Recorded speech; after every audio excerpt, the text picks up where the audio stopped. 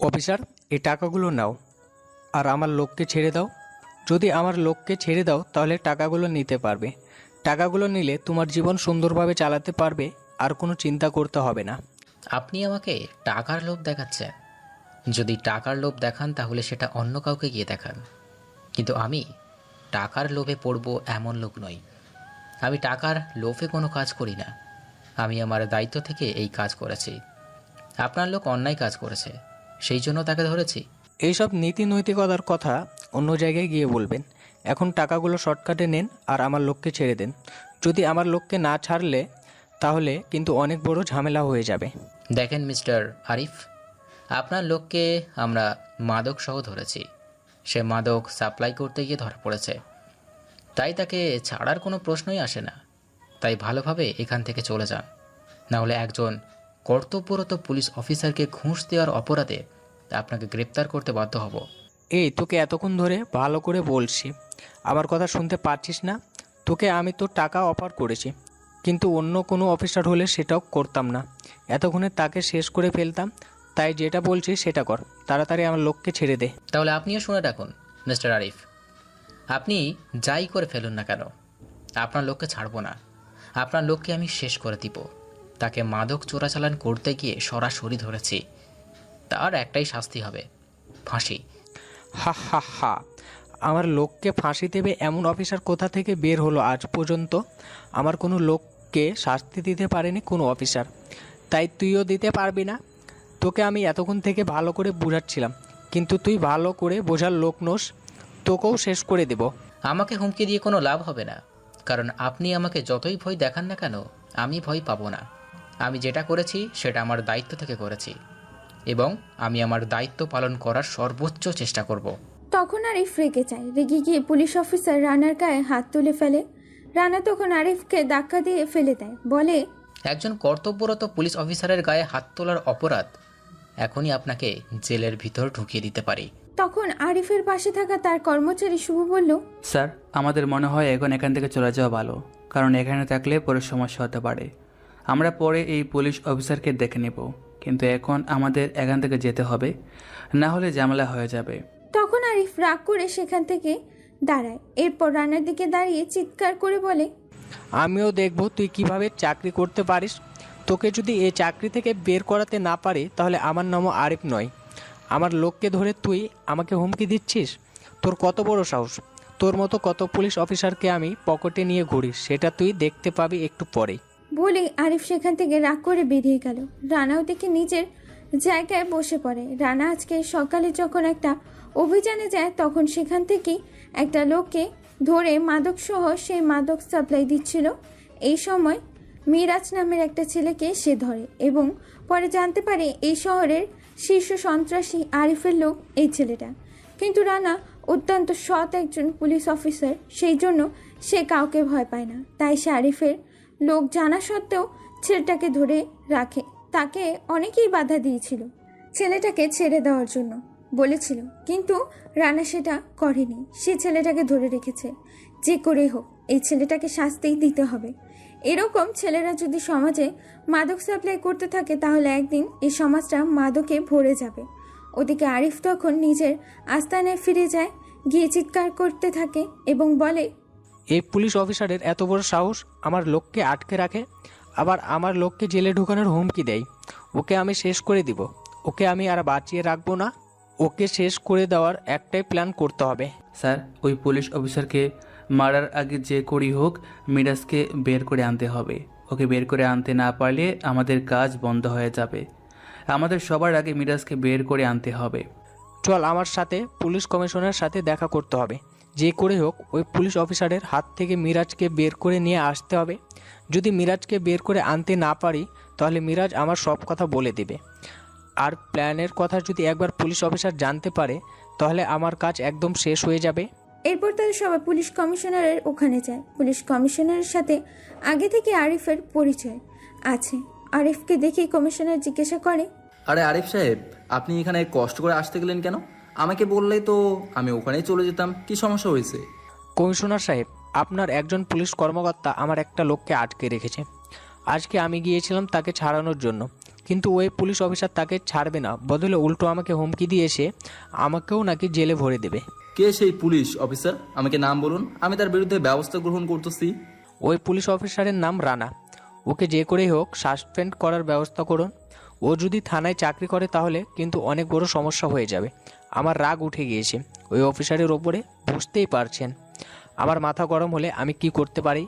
এই কথা শোনার পর পুলিশ কমিশনার কিছুক্ষণের জন্য স্তব্ধ হয়ে যান, কারণ রানাকে সরকারের পক্ষ থেকে স্পেশাল ফোর্সে চাকরি দেওয়া হয়েছে, কিন্তু তাকে এভাবে সরাসরি চাকরি থেকে বের করে দেওয়া অনৈতিক একটা কাজ। এটা করতে গিয়ে পুলিশ কমিশনার নিজেও চাকরি হারাতে পারেন। সেজন্য তিনি বলেন, আমি ওই পুলিশ অফিসারকে সাসপেন্ড করতে পারবো না। বিনা দোষে অন্য কোনো পুলিশ অফিসার হলে আমি বের করে দিতে পারতাম, কিন্তু রানাকে স্পেশাল ফোর্সে ট্রেনিংয়ের মাধ্যমে এনে এই দায়িত্ব প্রদান করা হয়েছে। এখন যদি আমি তাকে বিনা অপরাধে সাসপেন্ড করি তাহলে আমার চাকরি নিয়ে টানাটানি পড়ে যাবে। কিন্তু আমি চেষ্টা করছি আপনার লোককে বের করে আনা। কি বললেন আপনি? পুলিশ কমিশনার হয়ে একটা সাধারণ পুলিশ অফিসারকে সাসপেন্ড করতে পারবেন না? তাহলে কেন পুলিশ কমিশনার হয়েছেন? এখন আমার একটাই কাজ, ওই পুলিশ অফিসারকে যদি সাসপেন্ড করাতে না পারেন তাহলে ওকে চিরদিনের জন্য শেষ করে দিতে হবে। আমারও সেটাই মনে হয়। রানাকে আমি সাসপেন্ড করতে পারবো না। আপনি এক কাজ করেন, রানার বিরুদ্ধে এমন একটা কোনো কিছু করুন যাতে রানা নিজে থেকে চাকরি ছাড়তে বাধ্য হয়। কারণ রানাকে যদি মেরে ফেলেন তাহলে রানার জায়গায় আরও এমন একজন পুলিশ অফিসারকে নিয়োগ দেওয়া হবে। কারণ ওই এলাকাটা ডেঞ্জার এলাকা, অনেকেই জানে। সেই জন্য ওইখানে যতজন পুলিশ অফিসারকে নিয়োগ দেওয়া হয় তারা আগে থেকে প্রশিক্ষণ প্রাপ্ত থাকে। ঠিক আছে, পুলিশ অফিসারের বিষয়টা আমি দেখতেছি, আপনাকে কিছু করতে হবে না। কিন্তু আপনি এখন তাড়াতাড়ি আমার লোককে ছাড়িয়ে দেওয়ার ব্যবস্থা করুন। আচ্ছা, আপনি কোনো চিন্তা করবেন না, আমি ব্যবস্থা করতেছি। আপনার লোককে আমি আজকের যে করেই হোক ছাড়িয়ে দেবো। কিন্তু মাস হয়ে গেল, আপনার তো কোনো খোঁজ খবর নেই। আরিফ তখন মুচকি হেসে পকেট থেকে এক বান্ডিল টাকা বের করে সেটা পুলিশ কমিশনারের সামনে রাখে। পুলিশ কমিশনার তখন শয়তানি একটা হাসি দিয়ে সেই টাকাটা নিচের ড্রয়ারের মধ্যে রাখেন। এরপর আরিফ তাকে সতর্ক করে দিয়ে সেখান থেকে চলে আসে। এখন যে করেই হোক তারা রানার বিরুদ্ধে যে কোনো একটা ব্যবস্থা নেবে। ওদিকে রানা কাজ শেষ করে সবেমাত্র নিজের বাসায় গিয়ে পৌঁছেছে, তখন তার মা তার দিকে এগিয়ে এসে বললেন, বাবা, সেই সকালে বেরিয়ে গেলি, দুপুরেও কিছু খেলি না। এভাবে যদি চলতে থাকে তাহলে তুই নিজেই অসুস্থ হয়ে যাবি। রানা তখন তার আম্মুকে জড়িয়ে ধরে, কারণ তার বাবা মারা গেছেন। এখন তার আপন বলতে একমাত্র তার মা ছাড়া এই পৃথিবীতে আর কেউ নেই। তখন সে মাকে জড়িয়ে ধরে বলে, আম্মু, তুমি কোনো চিন্তা করো না, আমি দুপুরে খাবার খেয়েছি। তুমি আমাকে নিয়ে এত টেনশন করো না। আমি দেশের একটা গুরুত্বপূর্ণ দায়িত্বে আছি, আমাকে সেই দায়িত্ব পালন করতে হবে। আমার দিকে কত মানুষ তাকিয়ে থাকে সেটা কি তুমি জানো না আম্মু? আমার খুব ভয় হয় রে বাবা, তোর যদি কিছু হয়ে যায় তাহলে আমি বাঁচবো কি করে? তুই আমার একমাত্র সন্তান, যদি তোর কিছু হয়ে যায় তাহলে আমি বাঁচতে পারবো না। আমি তোকে বারবার নিষেধ করি এই চাকরিটা ছেড়ে দেবার জন্য। এই চাকরিটা করতে গিয়ে যদি তোর কোনো ক্ষতি হয় তাহলে আমি কিভাবে বাঁচবো? আম্মু, তুমি কোনো চিন্তা করো না, আমার কিছুই হবে না। তুমি এটা নিয়ে গর্ব করতে পারবে যে তোমার ছেলে দেশের জন্য কাজ করতেছে। আমি যদি মারা যাই তাহলে নিজের দেশকে রক্ষা করতে গিয়ে মারা যাব। এটা তোমার জন্য একটা গর্বের বিষয়। তুমি আমাকে বলেছিলে আমি যেন সবসময় সত্যের পথে থাকি। আমার বাবাও ছিলেন একজন পুলিশ অফিসার। আমার বাবা দেশের জন্য জীবন দিয়েছেন। আমি নিশ্চয়ই আমার দেশের জন্য জীবন দিতে সবসময় প্রস্তুত। আমি তোকে কোনোদিন কোনো কাজে বাধা দেইনি বাবা, আজকেও বাধা দিব না। তোর যেরকম ইচ্ছে সেরকম করতে পারিস, শুধু আমার কথাটা একবার চিন্তা করিস। আমি তোকে ছাড়া বাঁচবো না বাবা। তোর বাবা আমাকে ছেড়ে চলে গেছে, এখন শুধুমাত্র তুই আছিস। তুই ছাড়া আমার এই পৃথিবীটা পুরোই একা। আমি কতবার তোকে বললাম একটা মেয়ে দেখে বিয়ে দিয়ে দিই, কিন্তু তুই তো বিয়ে করতে রাজি হচ্ছিস না। না আম্মু, আগে আমি কিছু কাজ করতে চাই, কারণ বিয়ে করলে পরিবারের প্রতি একটা টান জমে যাবে। এখন আমি কোনো কাজে গেলে শুধুমাত্র তোমার কথা মনে হয়, তখন তো আমার পরিবারের কথাও মনে হবে। সেজন্য আমি চাই না এইসব ঝামেলা এবং জড়াতে। আমি খুব তাড়াতাড়ি বিয়ে করব। তবে আমার একটা মিশন আছে, সেই মিশনটা যতদিন না পর্যন্ত কমপ্লিট করতে পারছি ততদিন পর্যন্ত আমি এইসব মায়ায় জড়াতে চাই না। এরপর রানা নিজের রুমে ফ্রেশ হতে চলে যায়। রানার মা তখন রান্নার জন্য খাবার নিয়ে আসেন টেবিলে। রানা খাবার খেতে বসে, তখন হঠাৎ করেই তার ফোনে কল আসে। কনস্টেবল রাফি কল করেছে। হ্যাঁ রাফি, বল কি হয়েছে? স্যার, সর্বনাশ হয়ে গেছে। এখান থেকে মিরাজকে ছেড়ে দেওয়ার অর্ডার এসেছে। একটু আগে কমিশনার সাহেবের নোটিশ এসেছে। মিরাজকে ছেড়ে দিতে হবে। কি বলছো কি? মিরাজকে ছেড়ে দিব মানে? ওকে আমি সরাসরি মাদক সহ গ্রেপ্তার করেছি। ওকে ছেড়ে দিলে কিভাবে হবে? কমিশনার সাহেব বললেই কি আমি ওকে ছেড়ে দিব নাকি? তুমি ওকে ছাড়বে না। আমি আসতেছি, একটু অপেক্ষা করো। বলে রানা আবার টেবিল থেকে উঠে যায়। এটা দেখে তার মা তার দিকে তাকিয়ে বলে, কি হয়েছে বাবা? এইমাত্র আসলি, এখন আবার চলে যাবি? কি সমস্যা হয়েছে? আম্মু, কিচ্ছু হয়নি। আমি কিছুক্ষণের মধ্যেই ফিরে আসতেছি, তুমি কোনো চিন্তা করো না। এজন্যই আমি বারবার বলি তুই এই চাকরিটা ছেড়ে দে। ঠিক মতো খাওয়া দাওয়া করতে পারিস না, একটু শান্তিতে বিশ্রামও নিতে পারিস না, শুধু ফোন আর ফোন। এই চাকরিটা বন্ধ কর, আমি আর এসব সহ্য করতে পারছি না। কিন্তু রানা কোনো কথা না বলে তাড়াতাড়ি করে চলে আসে। তা নয়, থানায় আসার পর কনস্টেবল রাফির সাথে অনেকক্ষণ কথা বলে। এরপর শেষ সিদ্ধান্ত নেয় সেই ছেলেটাকে ছাড়বে না। এভাবে পুরো রাতটা কেটে যায়। ওদিকে আরিফ কল করে পুলিশ কমিশনারের কাছে, সেই জন্যই পুলিশ কমিশনার সকাল হতেই চলে আসেন রানার থানায়। রানা তখন কমিশনারকে দেখে সালাম দেয়। কমিশনার রানার সামনে দাঁড়িয়ে বলে, রানা, তোমাকে আমি একটা অর্ডার দিয়েছিলাম, কিন্তু তুমি আমার অর্ডার পালন করলে না কেন? আমি বলেছি মিরাজকে ছেড়ে দেওয়ার জন্য, কিন্তু তুমি মিরাজকে ছাড়লে না কেন? স্যার, ওকে আমি ছেড়ে দিব কেন? আপনি এখানে লিখেছেন ওকে আমি যেন নির্দোষ হিসাবে ছেড়ে দিই, কিন্তু ওকে আমি সরাসরি মাদক দ্রব্য সহ ধরেছি। রানা, তুমি আমার কথা বুঝতে পারছো না? ও আরিফের লোক। আরিফ যদি একবার জানতে পারে এই বিষয়টা যে আমরা এখনো তাকে ছাড়িনি, তাহলে আমাদের ক্ষতি হবে। তুমি ইচ্ছে করে আমাদের পুলিশ ডিপার্টমেন্টের ক্ষতি করতে চাইছো? স্যার, আপনি একজন পুলিশ কমিশনার, আপনাকে এই কথাটা বলা সাজে না। আপনি এই কথাটা কিভাবে বলতে পারলেন? আমার পুলিশ অফিসার হয়ে কিভাবে একজন অপরাধীকে ভয় পাবো? এর জন্য অপরাধীকে ভয় পেয়ে আমরা তার লোককে ছেড়ে দিব? এটা কিভাবে হতে পারে? আমি কখনোই মিরাজকে ছাড়বো না, যাই হয়ে যাক না কেন। রানা, তুমি কিন্তু আমার অর্ডার পালন করছো না। আমার অর্ডার পালন না করলে কিন্তু তোমাকে চাকরি থেকে সাসপেন্ড করতে বাধ্য হব।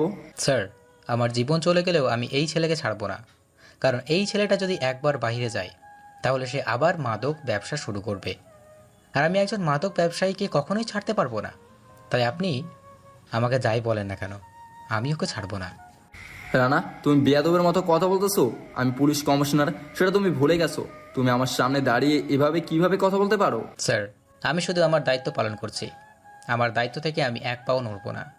আপনি আমাকে অর্ডার দেন বা যাই করেন না কেন, দরকার হয় আমাকে চাকরি থেকে বের করে দিন, কিন্তু আমি এই কাজ করব না। যদি অফিসার নাও হতাম, এরপরেও এই কাজটা করতাম না, কারণ একজন মাদক ব্যবসায়ীকে চোখের সামনে মাদক ব্যবসা করতে দিতে আমি পারবো না। পুলিশ কমিশনার তখন কি করবেন কিছুই বুঝতে পারছে না। যে করেই হোক মিরাজকে ছাড়াতে হবে, কারণ মিরাজকে যদি ছাড়াতে না পারে তাহলে তার জন্য বিপদ আসবে, কারণ তিনি অলরেডি টাকা নিয়ে ফেলেছেন। ওদিকে রানা চিন্তা করে পুলিশ কমিশনারের বিরুদ্ধে কিছু সে করতে পারবে না, কিন্তু আইনমন্ত্রীর কাছে এই বিষয়টার অভিযোগ করতে পারবে। সেজন্য সে তাড়াতাড়ি করে আইনমন্ত্রীর কাছে কল করে পুলিশ কমিশনার থানার মধ্যে আছে, সেই জন্য সে থানার পেছনে চলে যায়। সেখানে গিয়ে বলে, স্যার, আপনাকে আমি একটা বিষয় জানানোর জন্য কল করেছি। আমাকে এই থানার দায়িত্ব প্রদান করা হয়েছে, কিন্তু আমি দায়িত্ব সঠিকভাবে পালন করতে পারছি না, কারণ আমাকে জোর করা হচ্ছে অপরাধীকে ছেড়ে দেওয়ার জন্য। অপরাধীকে ভয় পেয়ে যদি অপরাধীকে ছেড়েই দিই তাহলে আমরা কেন পুলিশ অফিসার হলাম? আমার কাছে পুলিশ কমিশনার সাহেব অর্ডার করতেন যে আমি যেন একজন মাদক ব্যবসায়ীকে ছেড়ে দিই। তাকে আমি সরাসরি মাদক ব্যবসা করতে ধরেছি এবং সেই ভিডিও আমার কাছে আছে, আমি আপনার কাছে পাঠাচ্ছি। কি বলতেছো রানা? তোমাকে বাধা দিবে তাই না? আমি পুলিশ কমিশনারের বিরুদ্ধে এখনই ব্যবস্থা নিচ্ছি। তুমি কোনো চিন্তা করো না। তুমি ওই অপরাধীকে ছাড়বে না। ওই অপরাধীকে উপযুক্ত শাস্তি দিতে হবে। ধন্যবাদ স্যার। আমি এটা জানি আপনার কাছে কল করেছিলাম। আমি ওই অপরাধীকে ছাড়তে চাইছিলাম না, কারণ আমার চাকরি নিয়ে টানাটানি পড়ে গিয়েছিল, সেই জন্য আপনাকে কল করতে বাধ্য হলাম। আমি এখনই আপনার কাছে প্রমাণ পাঠিয়ে দিচ্ছি। প্রমাণ পাঠানোর দরকার নেই রানা। আমরা তোমাকে বিশ্বাস করি এবং বিশ্বাস করার কারণে সরাসরি তোমাকে দায়িত্ব প্রদান করেছি। সেই জন্য তুমি পুলিশ কমিশনারকে ভয় পাবে না। পুলিশ কমিশনারকে আমি কল করে সতর্ক করছি। তুমি তোমার কাজ করে যাও। ধন্যবাদ স্যার। আমি আমার কাজ করার জন্য সর্বোচ্চ চেষ্টা করব। আমি আমার দায়িত্ব পালন করার জন্য দরকার হয় জীবন দিয়ে দেব। এরপরেও আমি আমার দায়িত্ব থেকে একবারও নড়ব না। এরপর রানা ফোন রেখে সামনে চলে আসে। ওদিকে আইনমন্ত্রী তাড়াতাড়ি করে পুলিশ কমিশনারের কাছে কল করে। পুলিশ কমিশনার তখন হঠাৎ করে কল পেয়ে আশ্চর্য হয়ে যান। তখন তিনি ফোন ধরে বলেন, জি স্যার বলুন। কমিশনার সাহেব, আমার কাছে ইনফরমেশন এসেছে আপনি নাকি অপরাধীকে ছেড়ে দেওয়ার জন্য রানার উপর জোর জবরদস্তি করছেন। আপনার বিরুদ্ধে আমি ব্যবস্থা নিব, বাধ্য হব। তাই যেটা বলছি সেটা করেন তাড়াতাড়ি। এখন থেকে ওখান থেকে চলে আসেন। ওই অপরাধীকে যে কারণেই হোক শাস্তি দিতে হবে। এরকম অপরাধীকে ছেড়ে দেওয়ার অর্ডার আপনি কিভাবে দিতে পারেন? স্যার আমি আপনাকে বিষয়টা খুলে বলতেছি। আপনাকে কিছু বুঝতে হবে না কমিশনার সাহেব, আমি সব কিছু বুঝি, কিন্তু উপযুক্ত সময় আমি ব্যবস্থা নিব। এখন যেটা বলছি সেটা করেন তাড়াতাড়ি। ওই জায়গা থেকে চলে আসেন। আপনি আপনার দায়িত্ব পালন করেন, তাতে তার দায়িত্ব পালন করতে দিন। তাকে তার দায়িত্ব পালন করতে দিন। তাকে কোনো আপনি দায়িত্ব বাধা দিবেন না। স্যার আমি আপনাকে বিষয়টা বোঝাতে পারছি না। 20 মিনিট সময় দিলাম। 20 মিনিটের ভিতরে আপনি যদি ওই জায়গা থেকে না আসেন তাহলে কিন্তু আমি আপনার শাস্তি দিতে বাধ্য হব। ওই অপরাধীদের সাথে আপনার কি কোনোভাবে কন্ট্যাক্ট আছে? যদি ওই অপরাধীর সাথে কন্ট্যাক্ট না থাকতো তাহলে আপনি ওই অপরাধীকে ছেড়ে দেওয়ার জন্য এই রকম করতেছে। ওই অপরাধী উপযুক্ত শাস্তি হবে। সরি স্যার, আমি এখনই এখান থেকে চলে যাচ্ছি। এরপর আইনমন্ত্রী ফোন রেখে দেন। এটা দেখার পর রানা কিছুটা নিশ্চিন্ত হয়। তখন পুলিশ কমিশনার তার সামনে গিয়ে একটু রাগী চোখে বলেন, রানা তুমি আজকে যেই কাজটা করলে এটা একদম ভুল একটা কাজ করে তোমাকে এর শাস্তি পেতেই হবে। তুমি কার বিরুদ্ধে লাগতে এসেছো সেটা তুমি জানো না। আর এই এলাকার একজন শীর্ষ সন্ত্রাসী, এর সাথে বিভিন্ন বড় বড় মন্ত্রীর পরিচয় আছে। তোমাকে মুহূর্তের মধ্যেই মেরে ফেলতে পারে। স্যার, মরে যাওয়ার ভয় যদি আমি করতাম তাহলে এই চাকরি নিতাম না। এই চাকরি যেদিন পেয়েছি সেদিন থেকে আমি জানি আমার যে কোনো সময় মৃত্যু হতে পারে। সেই জন্য মৃত্যুর জন্য আমি সবসময় প্রস্তুত থাকি। আমি তাকে ভয় পাই না। এরপর পুলিশ কমিশনার সেখান থেকে রাগ দেখিয়ে চলে আসেন। ওদিকে রানা নিজের দায়িত্বের প্রতি সবসময় শ্রদ্ধাশীল। সে নিজের দায়িত্ব পালনের জন্য সবসময় প্রস্তুত থাকে। এরপর সে মিরাজের বিরুদ্ধে আদালতে মামলা করে এবং সেখান থেকে চলে আসে নিজের বাসায়। বাসায় আসার পর তার মা তাকে জোর করে বিয়ের জন্যে। আম্মু, তোমাকে আমি কালকেও বললাম আমি বিয়ে করতে চাই না। এখন তুমি কেন এরকম বলতেছো? তুমি আমাকে জোর করলে আমি কি কোনোদিনও না করতে পারবো?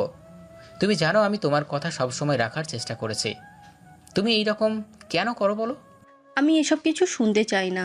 আমি আমার বান্ধবীর মেয়ের সাথে তোমার বিয়ে দিতে চাই। যদি তুমি আপত্তি করো তাহলে কিন্তু আমি অনেক বেশি কষ্ট পাবো। আর তুমি জানো তুমি ছাড়া এই পৃথিবীতে আমার আর কেউ নেই। তুমি কেন আমার কথা শুনতে চাচ্ছ না রানা? আম্মু প্লিজ এরকম করো না। আমি বিয়ে করার জন্য বর্তমানে প্রস্তুত নই। তুমি কেন বিয়ের জন্য আমাকে চাপ দিচ্ছ? বাবা, তোমাকে আমি কিভাবে বোঝাবো? আমি সবসময় বাসায় একা থাকি। আমি একজন বয়স্ক মহিলা, বাসায় একা থাকি। তোমার কি একটুও কষ্ট হয় না আমার ব্যাপারে? তোমার বউ যদি থাকতো তাহলে তো আমরা দুজন বসে গল্প করতে পারতাম। তুমি কেন এরকম করছো? বিয়ের জন্য রাজি হয়ে যাও। রানা তখন কি করবে কিছুই বুঝতে পারে না। তার মায়ের কথা একবার চিন্তা করে সত্যি তার মা সবসময় একা থাকেন। এরকম একজন বয়স্ক মহিলাকে একা রাখা তার একদম ঠিক হচ্ছে না। তখন সে বলে, আচ্ছা ঠিক আছে আম্মু, তুমি আমার জন্য যে মেয়েকে পছন্দ করবে আমি তাকেই বিয়ে করব। তুমি কোনো চিন্তা করো না। তবে তুমি একটু হাসো।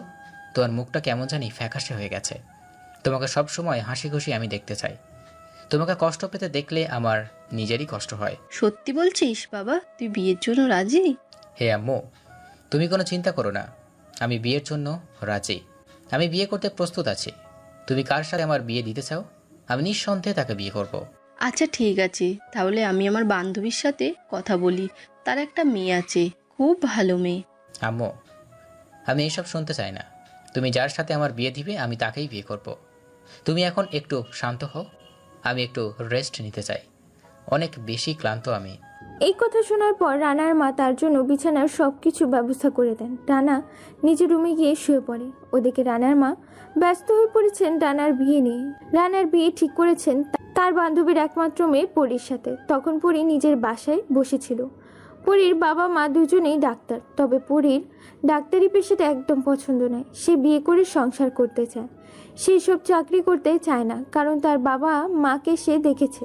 তার বাবা মা দুজনেই নিজেদের কাজ নিয়ে অনেক বেশি ব্যস্ত থাকেন, একজন অপরজনকে সময় দিতে পারে না। কি হবে এত টাকা পয়সা দিয়ে যদি নিজেদের একটু আলাদা সময় না থাকে?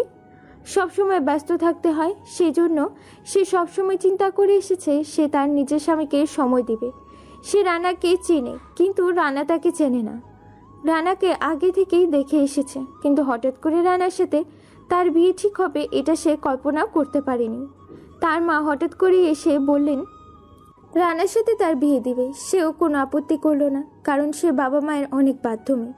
ওদিকে রানা জানেও না তার সাথে কার বিয়ে হচ্ছে, কিন্তু সে তার মাকে বিশ্বাস করে। সে জানে তার মা তার জন্য সবচেয়ে ভালো মেয়েটাকেই খুঁজে নিয়ে আসবেন, সেই জন্য এইসব ব্যাপারে সে খুবই নিশ্চিন্ত। ওদিকে পুলিশ কমিশনার তখন আরিফের সাথে মিটিং করতে বসেছেন। আরিফ অনেক বেশি রেগে আছে। আরিফ তখন পুলিশ কমিশনারের দিকে তাকিয়ে বলে, আপনাকে আমি টাকা দিলাম, কিন্তু আপনি আমার লোককে ছাড়াতে পারলেন না। আপনাকে টাকা দিয়ে বসিয়ে রেখে কোনো লাভ নেই, আপনাকে শেষ করে দিতে হবে। আসলে আমি কি বলবো আমি নিজেই বুঝতে পারছি না। ওই রানা আইনমন্ত্রীর সাথে কথা বলেছে, এখন আমি কি করব বলেন? আমার উপরের মহলেও যোগাযোগ করেছে। এখন আমি যদি কিছু করতে চাই তাহলে আমার নিজের চাকরিই চলে যাবে, এরপর আর কোনো সহযোগিতা আমার কাছ থেকে পাবেন না। স্যার, আমার মনে হয় একটা কাজ করা দরকার। ওই রানাকে চাকরি থেকে বের করতে হলে রানাকে এমনভাবে কষ্ট দিতে হবে রানা যেন নিজে চাকরি থেকে অব্যাহতি নিয়ে নেয়। কিন্তু সেটা কিভাবে সম্ভব? রানার ব্যাপারে তো আমরা কিছুই জানি না। পুলিশ কমিশনার সাহেব, আপনি কিছু জানান। রানার এমন জায়গায় আঘাত করতে হবে রানা যেন আর কোনোদিন সোজা হয়ে দাঁড়াতে না পারে। রানার সবচেয়ে দুর্বল জায়গা হচ্ছে ওর মা। পৃথিবীতে ওর মা ছাড়া আর কেউ বেঁচে নেই। ওর বাবা ছিলেন রফিক সাহেব, অনেক সৎ একজন পুলিশ অফিসার। তার অনেক সম্মান ছিল এই পুলিশ ডিপার্টমেন্টে। তাহলে ওর মাকে শেষ করে দিতে হবে। রানাকে ধ্বংস করে দেওয়ার একটাই রাস্তা হচ্ছে তার মাকে ধ্বংস করে দিতে হবে। রানার মাকে যদি আমরা শেষ করে দিতে পারি তাহলে রানা এমনিতেই সব কাজ বন্ধ করে দিবে, কারণ কাউকে শেষ করার জন্য সবচেয়ে সহজ উপায় হচ্ছে তার সবচেয়ে দুর্বল জায়গায় আঘাত করা। তবে আপনাদেরকে সতর্ক করে দেয়, এই ব্যাপারে খুবই সতর্কভাবে কাজ করবেন। যদি এই বিষয়টা রানা একবার জানতে পারে তাহলে কিন্তু ধ্বংস করে দেবে সব কিছু। রানা কতটা ভয়ঙ্কর সেটা যদি জানতেন তাহলে রানার বিষয়ে কোনো কথাই বলতেন না। ওকে সরাসরি সরকারের পক্ষ থেকে নিয়োগ দেওয়া হয়েছে। এর আগেও গোয়েন্দা বিভাগে চাকরি করতো। সেটা নিয়ে আপনাকে চিন্তা করতে হবে না কমিশনার, আপনি নিজের কাজ করেন। আপনাকে দিয়ে কোনো কিছুই হবে না। আমি আপনাকে টাকা দিয়ে রাখতেছি শুধুমাত্র আমার কাজের জন্য। আপনি কাজ করতে পারছেন না, আপনাকে রেখে কোনো লাভ নেই। আসলে এই কাজটা আমি করতে পারবো না, অন্য কোনো কাজ হলে আমি নিশ্চয়ই করব। রানাকে যদি বের করে দিতে পারেন তাহলে বাকি সবগুলো অফিসারকে আমি কন্ট্রোল করতে পারবো। রানার ব্যাপারটা আপনাদেরকেই দেখতে হবে, কারণ আমি রানার ব্যাপারটা দেখতে পারতেছি না। রানা আমার থেকে অনেক উপরে হাত রেখে দিয়েছে। আরিফ তখন রাগ করে সেখান থেকে চলে আসে। এখন যে করেই হোক রানার মাকে মেরে ফেলতে হবে, কারণ রানাকে শেষ করতে হলে তার মাকে শেষ করে দিতে হবে। ওদিকে রানা আদালতে দৌড়াদৌড়ি করতেছে মিরাজকে শাস্তি দেওয়ার জন্য। আদালতের পক্ষ থেকে মিরাজকে হাজির করার জন্য বলা হয়েছে। তখন পুলিশের কড়া নিরাপত্তার মাধ্যমে মিরাজকে নিয়ে যাওয়া হয় কোর্টে। ওখানে আদালতের পক্ষ থেকে রায় আসে মিরাজকে সারা জীবনের জন্য কারাদণ্ড দেওয়া হয়েছে সরাসরি মাদক ব্যবসার সাথে জড়িত থাকার কারণে এবং মাদক সহ তাকে ধরার কারণে। এই কথা শোনার পর আরিফ অনেক বেশি রেগে যায়। দেখতে দেখতে আরও 2 দিন কেটে যায়, কিন্তু তারা কিছুই করতে পারছিল না।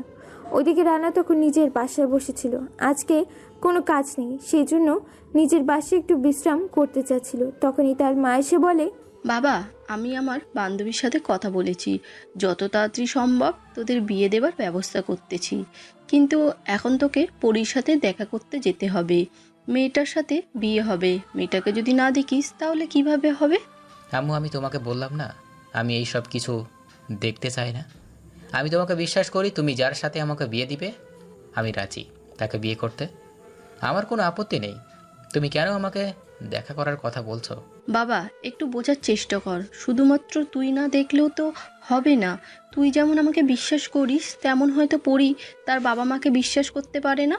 পরীর বাবা মা বলেছে আগে তোরা দুজন একা হয়ে কথা বলে নে, তোরা সারা জীবন সংসার করবি। তোরা যদি একে অপরের সাথে কথা না বলিস তাহলে কিভাবে হবে? পরে যদি কোনো সমস্যা হয় তাহলে আমি নিজেকে ক্ষমা করতে পারবো না বাবা। কি আর বলবো, মাকে নিয়ে অনেক সমস্যায় আছি।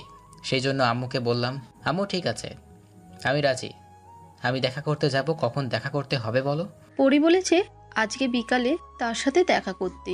তাদের বাসার পাশে একটা রেস্টুরেন্ট আছে, ওখানে দুজন গিয়ে দেখা কর। আচ্ছা ঠিক আছে, তুমি কোনো চিন্তা করো না, আমি আজকে বিকেলেই ওর সাথে দেখা করব। এরপর আম্মু খুশি মনে সেখান থেকে চলে গেল।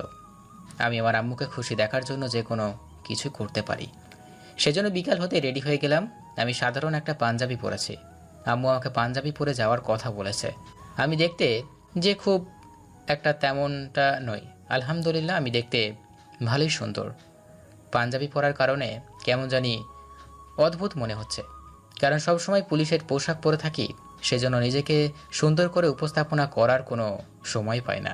কিন্তু আজকে কেন জানি পাঞ্জাবি পরে আমার নিজেকে কেমন জানি পাগল পাগল লাগতেছে। তখন আমি চলে গেলাম পরীর সাথে দেখা করতে।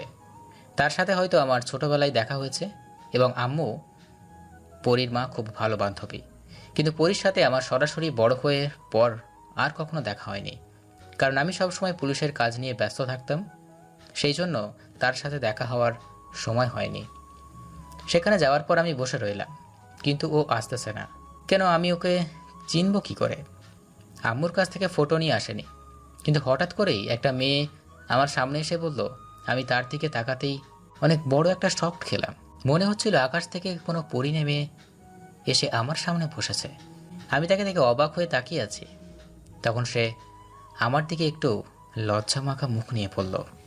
কি ব্যাপার মিস্টার রানা, আমাকে এভাবে হা করে দেখছেন কেন? পরীর কথা শুনে রানার হুঁশ ফিরল। সে সরাসরি নিজের মাথাটা নিচু করে ফেলল।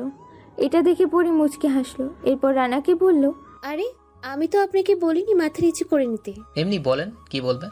আমি কি বলবো? আমাকে আমার আম্মু জোর করে পাঠিয়েছে আপনার সাথে দেখা করার জন্য। তবে আমি একটা কথাই বলতে চাই, আমি কোনোদিন কোনো ছেলের সাথে সম্পর্ক করিনি। আমার বান্ধবীরা যখন প্রেম নিয়ে অনেক বেশি ব্যস্ত ছিল, তখন আমি ব্যস্ত ছিলাম পড়াশুনো নিয়ে। কিন্তু আমি চাই এখন আমার সাথে যার বিয়ে হবে তাকে যেন আমি আমার সবটুকু দিয়ে ভালোবাসতে পারি। এই কথা শোনার পর আমি তার দিকে তাকিয়ে আছি। মেয়েটা অনেক সহজ সরলভাবে কথাগুলো বলছিল, আমার অনেক ভালো লাগলো। আমি তখন তার সাথে আরও বেশি কিছুক্ষণ কথা বলে আমার সাথে কথা বলার পর বুঝতে পারলাম সে কতটা সহজ সরল, এবং আমার আম্মুর প্রতি আমার শ্রদ্ধা আরও বেশি হয়ে গেল।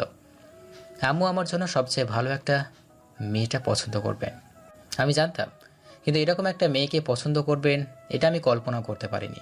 আমি বাসায় যাবার পর আম্মু আমার কাছে দৌড়ে আসলেন। আম্মু তখন আমার কাছে এসে বললেন, বাবা, মেয়েটা তোর পছন্দ হয়েছে? আমি তখন আম্মুকে জড়িয়ে ধরে বললাম, হ্যাঁ আম্মু, তুমি আমার জন্য মেয়ে পছন্দ করবে আর আমি সেটা পছন্দ হবে না, সেটা কিভাবে হবে? কিন্তু আমি বিশ্বাস করতে পারছি না তুমি আমার জন্য এত ভালো একটা মেয়ে পছন্দ করবে। সত্যি সত্যি পরী অনেক ভালো একটা মেয়ে। হয়েছে হয়েছে, আমাকে আর বোঝাতে হবে না। আমি পরীর মায়ের সাথে কথা বলতেছি, এই সপ্তাহের ভেতরে তোমাদের বিয়ের ব্যবস্থা করতে হবে। এরপর রানা আর কোনো কথা বলল না। তাদের সবার বিয়ের প্রস্তুতি শুরু হয়ে গেছে। ওদিকে রানা অনেক ব্যস্ত তার কাজ নিয়ে। সে কাজ থেকে ছুটি নিতে চাচ্ছে না। সে ছুটি নিয়ে কি করবে, কারণ বিয়ের দিন একদিন ছুটি নিলেই হবে। পরের দিন থেকে আবার কাজে জয়েন করবে। দেখতে দেখতে বিয়ের আগের দিন চলে আসলো। ওদিকে পরী রানাকে অনেক বেশি পছন্দ করেছে। সে রানাকে নিয়ে অনেক বড় স্বপ্ন দেখেছে।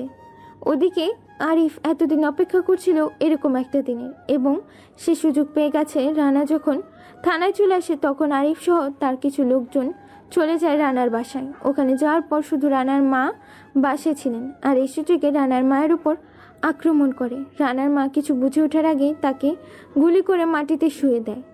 এরপর রানার কাছে কল করে রানা তখন থানায় বসেছিল।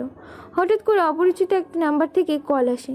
ধরার পরেই তার হাত থেকে ফোনটা পড়ে যায়, কারণ সে ফোন ধরার পরে আরিফ বলে, তোকে আমি বলেছিলাম আমার বিরুদ্ধে লাগতে আসবি না, কিন্তু তুই আমার বিরুদ্ধে লাগতে এসেছিস।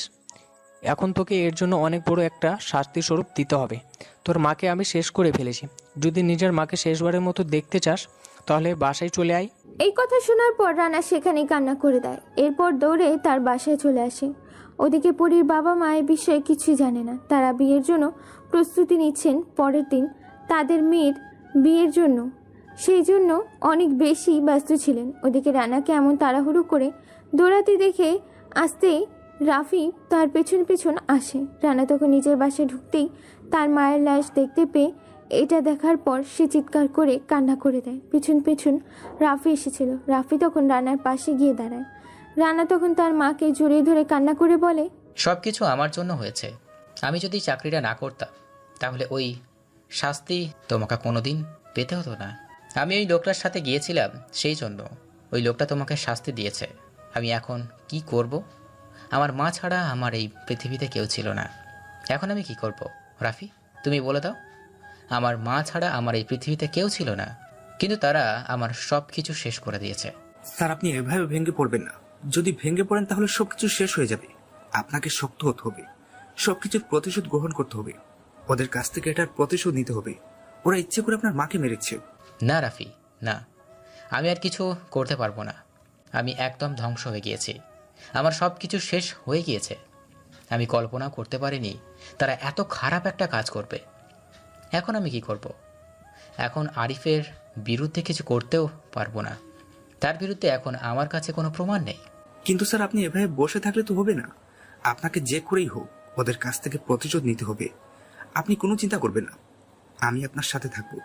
আপনি যেখানে যেভাবে বলবেন আমি সেভাবেই কাজ করব। কিন্তু প্লিজ আপনি এভাবে ভেঙে পড়বেন না। আপনাকে এরকম দুর্বল দেখলে আমার নিজের কাছেই কষ্ট লাগে। ওদিকে আস্তে আস্তে খবরটা ছড়িয়ে পড়ে পরীর বাবা মা। যখন এটা জানতে পারে তখন তারা সবাই চলে আসে। পরী রানার এমন অবস্থা থেকে নিজেও কান্না করে দিয়েছে। রানা এতটা কষ্ট পাবে কেউ কল্পনাও করতে পারেনি। এখন তাদের বিয়ের কি হবে? কালকে তাদের বিয়ে হওয়ার কথা, কিন্তু আজকে এমন একটা ঘটনা ঘটে যাবে তারা কেউ কল্পনা করতে পারেনি। রানা তখন কান্না করতে করতে ব্যস্ত। পরীর বাবা মা সবাইকে নিয়ে রানা তার মায়ের লাশ দাফন করে। লাশ দাফন করেন রানা কবরের পাশে বসে কান্না করতে শুরু করে। এরপর তার মায়ের কবরের পাশে বসে কান্না করতে করতে বলে, আম্মু, আমি আর এই কাজ করব না। যে কাজ করতে গিয়ে তোমাকে এইরকমভাবে খুন হতে হয়েছে, সেই রকম কাজ আমি আর কোনো দিন করবো না। আমি কেন এই চাকরি করলাম আমি আর করব না। তুমি আমাকে নিষেধ করেছিলে এই চাকরি না করার জন্য, কিন্তু আমি তোমার কথা শুনিনি। তুমি আমাকে ক্ষমা করে দাও আম্মু। আমি আর কোনো দিন ওই চাকরি করব না। এরপর সে আরও কিছুক্ষণ সেখানে বসে কান্না করে। এরপরে রাফি তাকে জোর করে বাসায় নিয়ে আসে। বাসায় নিয়ে আসার পর সে রানার পাশে বসে পড়ে। রানা কান্না করেই যাচ্ছে। ওদিকে পরীর বাবা মা সবাই চলে গেছে। তারা নিজের মেয়ের বিয়ের আগের দিন এরকম ঘটনা সহ্য করতে পারছেন না। এখন আর কি হবে? রাফি বিষয়টা চিন্তা করে তখন সে রানার কাছে গিয়ে বলে, স্যার, আমার মনে হয় আপনি কালকে বিয়েটা করা উচিত। কারণ মেয়েটার জীবন নষ্ট হয়ে যাবে। তারা সবাই বিয়ের জন্য সব প্রস্তুতি গ্রহণ করে ফেলেছে। এখন যদি বিয়ে না করেন তাহলে মেয়েটাকে সবাই খারাপ কথা বলবে। রাফি, তুমি এসব কি বলছো? আমার মায়ের মৃত্যু হয়েছে আর আমি এখন বিয়ে করব? এটা তুমি ভাবলে কি করে? আমি যতদিন না পর্যন্ত ওদের কাছ থেকে প্রতিশোধ না নিচ্ছি ততদিন পর্যন্ত আমি কোনো সম্পর্কে জড়াতে চাই না। স্যার, আপনি বুঝতে পারছেন না, মেয়েটাকে সমাজের লোকজন খারাপ বলবে। মেয়েটার জীবন নষ্ট হয়ে যাবে। আপনি এই বিষয়টা চিন্তা করুন। আপনার জন্য কোনো মেয়ের জীবন নষ্ট হয়ে যাবে, এটা আপনি কিভাবে মেনে নেবেন? দরকার হয় আপনি ওনাকে বিয়ে করে বাসায় রেখে দিবেন, কিন্তু প্লিজ আপনি এরকম করবেন না। এরকম করলে মেয়েটা সারা জীবন কলঙ্কিত হয়ে থাকবে। রানা কি করবে কিছুই ভেবে পাচ্ছে না। সত্যি যদি সে বিয়েটা না করে তাহলে মেয়েটার জীবন নষ্ট হয়ে যাবে। কিন্তু সে এখন কিভাবে বিয়ে করবে? যদি একবার জানতে পারে আরিফের লোকজন যে পরীকে সে বিয়ে করেছে তাহলে পরীকেও তারা মেরে ফেলবে। কিন্তু পরীকে যদি বিয়ে না করে তাহলে সমাজের লোকজন পরীকে খারাপ কথা বলবে। সারা রাতে বিষয়টা চিন্তা করে পরের দিন সকালে সে বিয়ে করতে চলে যায়। ওখানে সবাই তাকে দেখে অবাক হয়ে যায়। তখন রানা পরীর বাবার কাছে গিয়ে বলে, আঙ্কেল, আমি আপনাকে কিছু কথা বলতে চাইছি। আমি জানি আপনি কথাটা শোনার পর একটু মন খারাপ করবেন, কিন্তু কথাটা আমি বলতে চাই। আসলে আমি পরীকে বিয়ে করতে এসেছি শুধুমাত্র পরীর সম্মানের কথা চিন্তা করে। যদি আমি ওকে বিয়ে না করি তাহলে ওর সম্মান নষ্ট হবে। সেজন্য আমি ওর সম্মান রক্ষা করার জন্য বিয়ে করতে এসেছি। তবে আমি বিয়ের পর ওকে আমার বাসায় নিয়ে যাব না, ওকে এখানে রেখে যাব। যখন আমি ওদের কাছ থেকে প্রতিশোধ নিতে পারবো তখনই আমি পরীকে এখান থেকে নিয়ে যাব। যদি আমি ওকে এখান থেকে নিয়ে যাই তাহলে আমার মায়ের মতো তারা পরীকেও মেরে ফেলতে পারে। বাবা, তুমি যে আমার মেয়েটার জীবন বাঁচানোর জন্য এভাবে চলে আসবে এটা আমরা কোনোদিনও কল্পনা করতে পারিনি। তুমি এসেছো, এটা আমাদের জন্য অনেক বেশি কিছু। তুমি যেটা বলবে সেটাই হবে। তুমি যদি চাও সারা জীবন পরী এখানে থাকবে, তুমি এখানে থাকতে পারো। ওকে ওখানে যেতে দিব না, ওখানে গেলে তোমাকেও ক্ষতি করে ফেলতে পারে। রানা ওর কোনো কথা না বলে এরপর তাদের বিয়েটা সম্পন্ন হয়। বিয়ে হওয়ার পর সে বসে আছে পরীর বাসায়। আজকে সে অনেক বড় একটা কঠিন সিদ্ধান্ত নেবে। চুপচাপ বসে থাকতে দেখে পরী এসে রানার পাশে বসে বলে, আমি জানি না এই কথাটা এখন তোমাকে বলা ঠিক হবে কিনা, তবে তুমি কোনো চিন্তা করো না, আমি সব সময় তোমার পাশে থাকবো। তুমি যেই পরিস্থিতিতেই পড়ো না কেন, তুমি সব সময় আমাকে তোমার পাশে পাবে। আমি কোনোদিন তোমাকে ছেড়ে যাব না। আমি বুঝতে পারছি না আমি এখন কি করব। আমি চাকরিটা ছেড়ে দিতে চাই।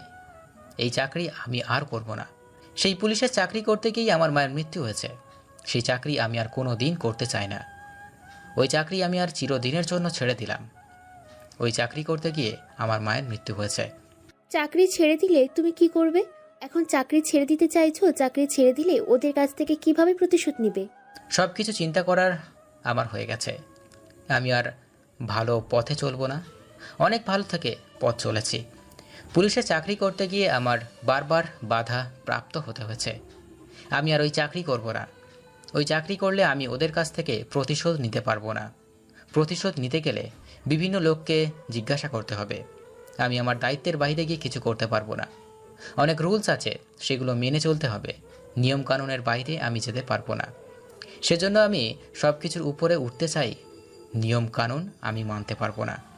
আমি সবার কাছ থেকে প্রতিশোধ নিব। এর মানে কি রানা? তুমি কি করতে চাইছো? ওরা যেমন অন্যায় কাজ করে, সবাইকে মেরে ফেলে, আমি ঠিক তেমনই সেরকমই করব। তবে অন্যায় করব না। আমি ওদেরকে শেষ করে দিব। ওদেরকে শেষ করে দেবার জন্য যা করতে হয় সেটা আমি করব। আমি এই চাকরিটা ছেড়ে দিব। এই চাকরিটা ছেড়ে দেওয়ার পর কেউ আমাকে কোনো কাজে বাধা দিতে পারবে না।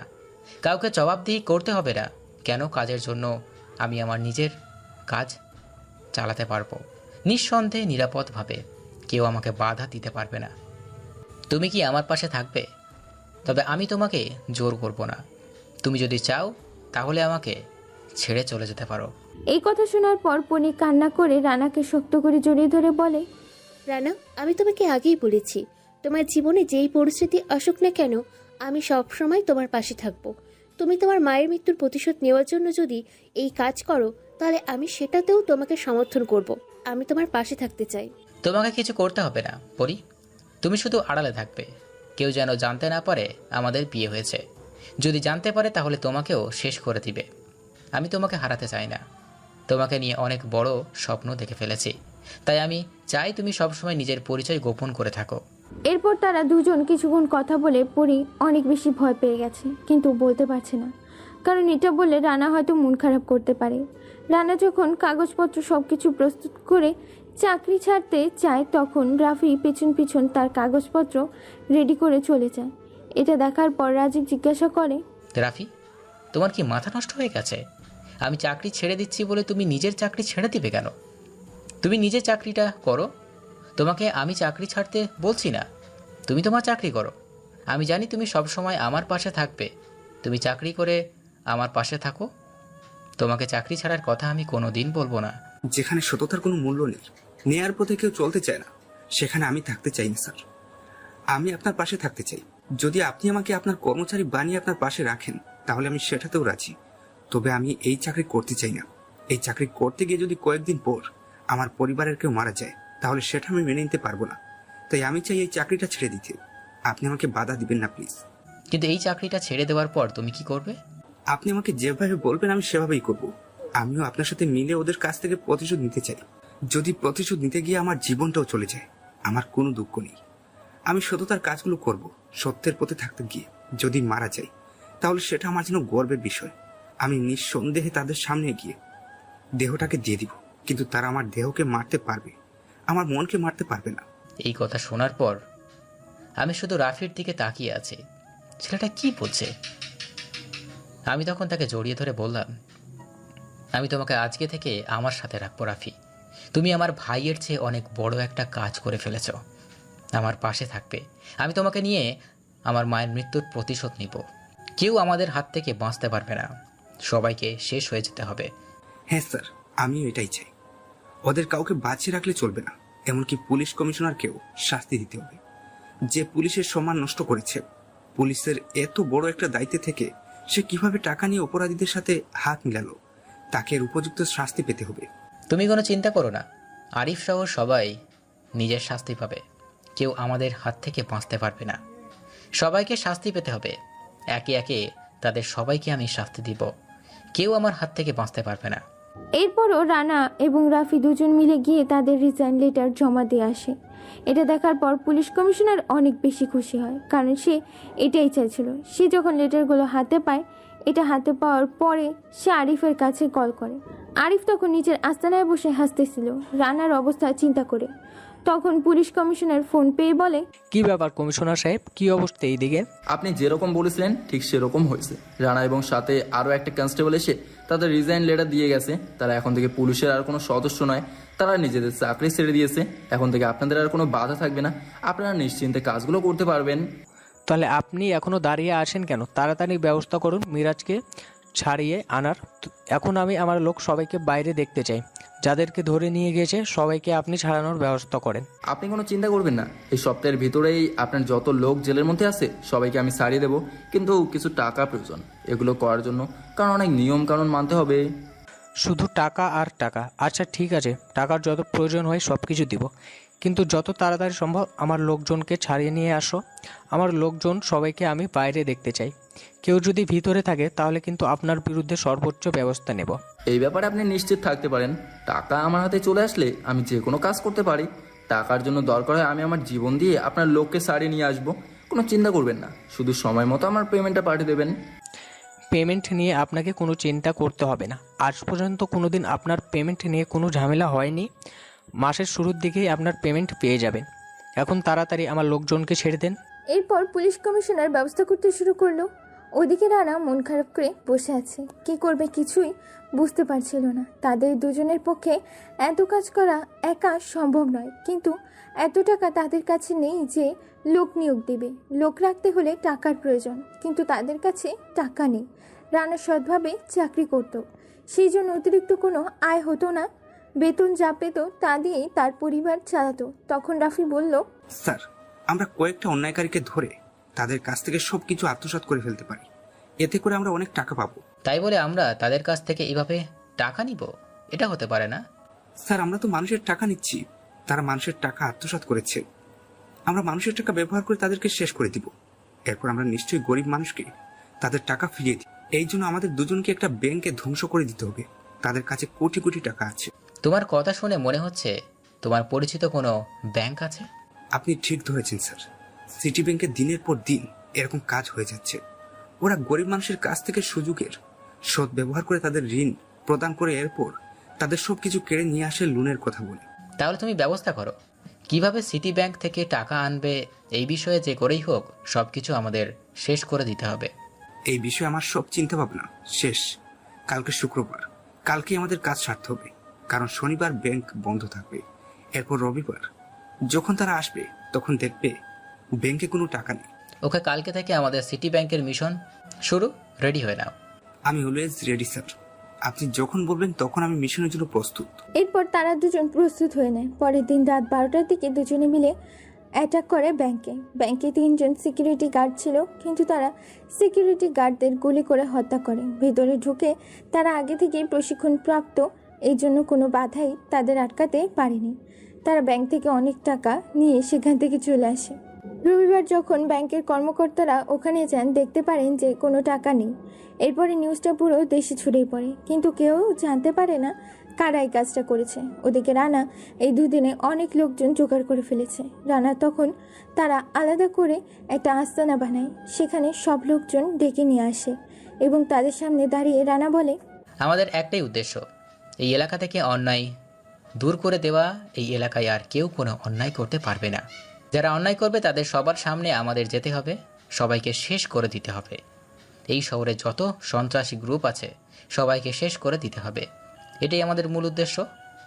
তোমরা তোমাদের টাকা নিয়ে কোনো চিন্তা করবে না, টাকা সময় মতো পেয়ে যাবে। শুধু বিশ্বস্ততার কাছে কাজ করতে হবে। বেইমানি করলে উপযুক্ত শাস্তি পেতে হবে। আর আমার শাস্তি, যেটা তোমরা জানতে পারবে খুব তাড়াতাড়ি, আমার একটাই শাস্তি, মৃত্যু। তাই আজ থেকে রাফি যেরকম বলবে সবসময় সেই রকমই করবে। তার বিরোধিতা কেউ করার চেষ্টা করলে ভয়ঙ্কর শাস্তি পাবে। রানার কথা শুনে সবাই সতর্ক হয়। রানা রাফির দিকে তাকিয়ে বলে, রাফি, তোমাকে আমি সব কিছু দায়িত্ব বুঝিয়ে দিলাম। এখন থেকে আমি যা বলবো তা তুমি অর্ডার করবে, এদের সবাইকে দিয়ে তুমি কাজ করাবে।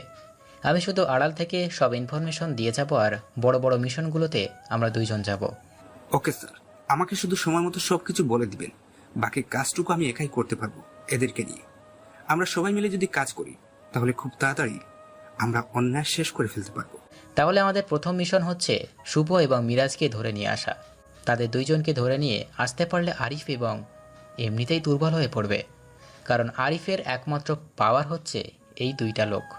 ওকে স্যার, তাহলে আমি আমার লোকজন লাগিয়ে দিচ্ছি তাদের দুজনের পিছনে। তারা দুজন ভাবতে পারবে না, আমরা দুজনকে খুব তাড়াতাড়ি ধরে ফেলবো।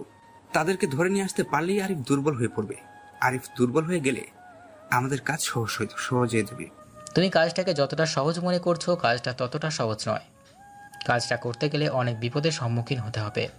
তাই আগে এদের দুইজনকে ধরে নিয়ে আসো, কারণ তাদের হাতে এখন পুলিশের কর্মকর্তারা রয়েছে। তাই একটু এদিক সেদিক হলেই আমাদের লোকজনকে পুলিশ ধরে ফেলবে। কোনো চিন্তা করবে না স্যার, আমি এমনভাবে কাজগুলো করব যাতে পুলিশ কোনো কিছুই বুঝতে না পারে। পুলিশের পদক্ষেপ সম্পর্কে আমাদের ধারণা আছে, তাই পুলিশ কখন কি করবে সে ব্যাপারে আমার আগে থেকেই সব ইনফরমেশন নিয়ে রাখবো। তাহলে রাখি, তুমি কাজ শুরু করো, আমি একটু বাসায় যাব। এরপর রানা বাসায় ফিরে আসলো। বাসায় ফিরে এসে চিন্তা করতে থাকে কিভাবে সব কাজ করবে, কিন্তু সে পরীকে ভুলতে পারছে না। মেয়েটা তার প্রতি একটা আকর্ষণ তৈরি করে ফেলেছে। মেয়েটাকে না দেখলে সে আর ঘুমাতে পারবে না। সেই জন্য উঠে চলে যায় পরীর বাসায়। সেখানে যাওয়ার পর পরীর বাবা মা সবার সাথে কথা বলে। পরী তখন তাকে রুমের মধ্যে নিয়ে যায়। রানা, আমার অনেক বেশি ভয় করতেছে। তোমার যদি কিছু হয়ে যায় তাহলে আমি বাঁচবো না। তুমি সবকিছু সাবধানে করছো তো? আমি তখন পরীকে জড়িয়ে ধরে বললাম, তুমি কোনো চিন্তা করো না, আমি সব কিছু সাবধানে করতেছি। আমার ব্যাপারে কেউ কিছু জানতে পারবে না। আমি খুব তাড়াতাড়ি তাদের কাছ থেকে প্রতিশোধ নিব। এরপর আমরা দুইজন বাসায় ফিরে যাব। আমাদের মধ্যে আর কেউ আসতে পারবে না। আমিও সেটারই অপেক্ষা করছি, কখন তোমার কাছে যাব। আমার এখানে থাকতে ভালো লাগছে না। সবসময় তোমার জন্য চিন্তা হয়। আমি সবসময় চিন্তায় থাকি কখন তোমার কোনো ক্ষতি হয়ে যায়। আমি তোমার কোনো ক্ষতি হয়ে গেলে বাঁচতে পারবো না। আমি তখন বুঝতে পারলাম পরীর মন খারাপ হয়ে গেছে। সেই জন্য তাকে খুশি করার জন্য বললাম, তুমি এখনো এইসব কথা নিয়ে পড়ে আছো। আমি এখানে আসলাম তোমার সাথে আলাদা করে সময় কিছু কাটানোর জন্য, কিন্তু তুমি এইসব কথা বলতেছো কেন? রানা পরীর দিকে এগিয়ে গেল। পরী লজ্জায় রানার বুকে মুখ লুকালো। তারা দুজন হারিয়ে গেল ভালোবাসার উত্তাল ঢেউয়ের সাগরে। স্বামী স্ত্রীর ভালোবাসা পূর্ণতা পেল। রানা যখন ফিরে আসছিল তখন পরী পেছন থেকে তাকিয়েছে। রানা ফিরে গিয়ে জড়িয়ে ধরে বলল, তুমি কোনো চিন্তা করো না পরী, আমি সব সময়ের মতো চলে আসব। সময় পেলেই তোমার কাছে চলে আসব। আমিও তোমাকে অনেক বেশি ভালোবেসে ফেলেছি। তোমাকে ছাড়া কোনো কিছু চিন্তা করতে পারছি না। দোয়া করি রানা, খুব তাড়াতাড়ি যেন আমাদের সব কাজ শেষ হয়ে যায়। তুমি যেন খুব তাড়াতাড়ি তাদের কাছ থেকে প্রতিশোধ নিতে পারো। আমি আর এখানে থাকতে চাই না, আমি তোমার কাছে যেতে চাই। এরপর রানা সেখান থেকে চলে আসে। এভাবে 3 দিন কেটে যায়, কিন্তু পরীর সাথে আর দেখা হয় না রানার। ওদিকে রাফি লোকজন নিয়ে শুভ আর মিরাজের পেছনে পড়ে আছে। তারা তাদের দুজনকে ধরার জন্য, কিন্তু তারা কিছুতেই জানতে পারে না। তারা সবাই ভাবে রানা হয়তো সব কিছু বন্ধ করে দিয়েছে তার মায়ের মৃত্যুর পর, কিন্তু রানা যে নিজের একটা আলাদা গ্রুপ তৈরি করে ফেলেছে এই ব্যাপারে তাদের দুজনের কোনো ধারণাই নেই। তারা যখন মাদক সাপ্লাই করতে যায় তখনই তাদেরকে ধরে ফেলে রাফি এবং তাদের লোকজন, এবং তাদেরকে ধরে নিয়ে আসে তাদের আস্তানায়। ওদিকে রানা তখন তার কিছু লোককে লাগিয়ে দিয়েছিল শহরের যত সন্ত্রাসী গ্রুপ ছিল সবাইকে খুঁজে হত্যা করতে, কিন্তু কেউই এই বিষয়টা জানতে পারে না। সবাই চিন্তায় আছেন নতুন কোন গ্রুপ আসলো যারা এভাবে সব কিছু করছে, কিন্তু কেউ কিছু জানতে পারছে না। পুলিশ পর্যন্ত এই বিষয় নিয়ে অনেক বেশি চিন্তিত। যখন শুভ আর মিরাজকে ধরে নিয়ে আসা হয় তখন আরিফ আরও বেশি চিন্তায় পড়ে যায়। তখন সে পুলিশ কমিশনারের সাথে আলাদা করে মিটিংয়ে বসে। কমিশনার সাহেব, যে করে হোক জানতে হবে নতুন কোন গ্রুপ চলে এসেছে আমার লোকজনকে ধরে নিয়ে গিয়েছে। এখন আমি কিভাবে আমার লোকজনকে বাঁচাবো? ওরা দুইজন আমার একমাত্র হাতিয়ার। আমিও বুঝতে পারছি না এই নতুন কোন গ্রুপ আসলো যে এভাবে সব কিছু করছে, কিন্তু কেউ তাদের ব্যাপারে কিছু জানতে পারছে না। শহরের যত বড় বড় গ্রুপ আছে সব গ্রুপের লিডারকে তারা ধরে আটকে রেখেছে। এখন এদের ব্যাপারে কিভাবে সব কিছু জানবো? আমার মনে হয় রানা এই কাজগুলো করেছে। আগে রানার ব্যাপারে সব কিছু জানতে হবে আমার। কেন জানি মনে হচ্ছে রানা বসে থাকবে না, সে প্রতিশোধ নেওয়ার চেষ্টা করবে। আমার সেটা মনে হয় না, কারণ রানা এই কাজ করতে পারবে না। রানা অনেক দুর্বল হয়ে পড়ছে। এর চেয়ে বড় কথা, রানার কাছে এত টাকা নেই যে সব কিছু করবে। রানা সবসময় সৎভাবে চলাফেরা করার চেষ্টা করতো, যার ফলে সে অনেক কম বেতন পেত, এক্সট্রা কোনো টাকা পেত না। তাই এত লোকজনকে নিয়ে কাজ করা তার পক্ষে সম্ভব নয়। কিন্তু নতুন কারা আসলো, তাকে কিভাবে ধরবো? আপনাকে যে করেই হোক সব কিছু জানতে হবে। পুলিশের লোকজন কি কিছুই জানতে পারছে না? আপনাদের পেছনে পড়ার সময় তো সবাই এগিয়ে আসে, কিন্তু এখন রানাকে শেষ করে দিয়েছে। এখন পুলিশের লোকজন কি করে? আপনি এই ব্যাপারে কোনো চিন্তা করবেন না মিস্টার আরিফ। এই নতুন গ্রুপের সব সদস্যকে একদিন ধরে নিয়ে আসবো। আপনার লোকজনকে কিছুই করতে পারবে না তারা। এটা তো আপনি রানার বেলাও বলেছিলেন, কিন্তু কিছুই বলতে পারলেন না। এখন যদি ঠিকমতো কাজ না করতে পারেন তাহলে কিন্তু আপনার বিরুদ্ধে ব্যবস্থা নেব। আপনাকে এভাবে টাকা দিতে পারবো না। টাকা নেন কিন্তু কোনো কাজ করতে পারেন না, তাহলে আপনাকে রেখে লাভ কি? এবার আর কোনো ভুল হবে না। এবার ওদেরকে আমি শেষ করে দেবো। এবার আর কেউ বাঁচতে পারবে না আমার হাত থেকে।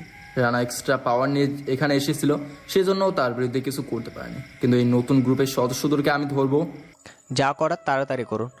আমার এই দুটি লোককে যদি তারা জিজ্ঞাসাবাদ করতে শুরু করে তাহলে সব কিছু বলে দিবে। আমার ব্যাপারে সব কিছু জানে তারা দুইজন। এইদিকে আমার নতুন ডিল আসার কথা আমেরিকা থেকে। আপনি এই ব্যাপারে নিশ্চিত থাকতে পারেন। আমি দেখতেছি কি করা যায়। আপনি আপনার ডিলগুলো সামলান, আমি এদের দুজনকে বের করার চেষ্টা করতেছি। ওদিকে রানা একটা বন্দুক নিয়ে দাঁড়িয়ে আছে সবার সামনে। সবাইকে বেঁধে রাখা হয়েছে একটা জায়গায়। রাফি আর রানা দুজনেই তাকিয়ে আছে। এটা দেখার পর শুভ অনেক বেশি ভয় পেয়ে যায়। তখন রানা তার সামনে গিয়ে বলে, কি ভেবেছিলি আমাকে দুর্বল করে ফেলবি, তাই না? কিন্তু তোরা ভুলে গেছিস আমি এত সহজে হার মেনে নেওয়ার পাত্র নই। তোদের বসকেও ধরবো, তোদের এখন শেষ করে দিব। এরপর তাদেরকেও আমার হাত থেকে বাঁচাতে পারবে না। আমাদেরকে ছেড়ে যেতে বলছে। যদি আমাদেরকে ধরে রাখিস তাহলে তোর আরও বড় ক্ষতি হয়ে যাবে। কিছুই করতে পারবি না আমাদেরকে। যদি আমাদের কিছু করতে যাস তাহলে তোদের সব কিছু শেষ হয়ে যাবে। আমার আর কি শেষ করবি? তোরা আমার সব কিছু শেষ করে দিয়েছিস। এখন আর তোদের বাঁচার কোনো উপায় নেই।